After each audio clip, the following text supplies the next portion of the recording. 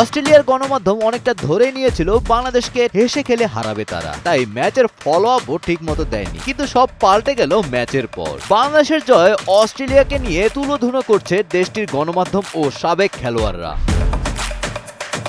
পূর্ণ শক্তির বিশ্বসেরা অজি দল নিজেদের মাটিতে এভাবে ম্যাচ হেরে যাবে তা দেশটির কেউ মেনে নিতে পারছে না। এই হারকে অস্ট্রেলিয়ার ক্রিকেট ইতিহাসের অন্যতম সবচেয়ে বড় অঘটন এবং লজ্জাজনক হিসেবে আখ্যায়িত করা হয়েছে।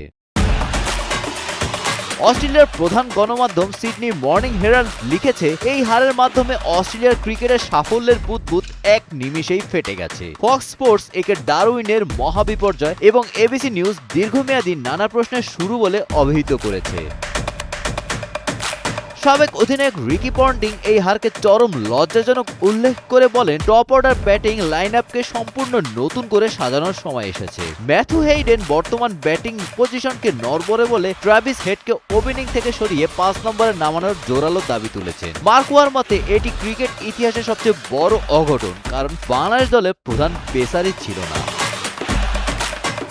ম্যাচ শেষে অজি অধিনায়ক প্যাট কামিন্স সরাসরি নিজের দলের ব্যাটিং ব্যর্থতা স্বীকার করে বলেন, আমাদের ব্যাটিং গ্রুপটি যেভাবে পারফর্ম করার কথা ছিল তা একদমই করেনি। খেলার ধরনে আমাদের দ্রুত পরিবর্তন আনতে হবে।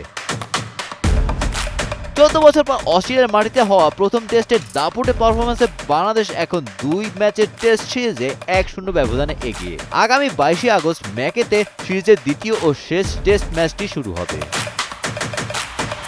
Golam Rabbani, Times today.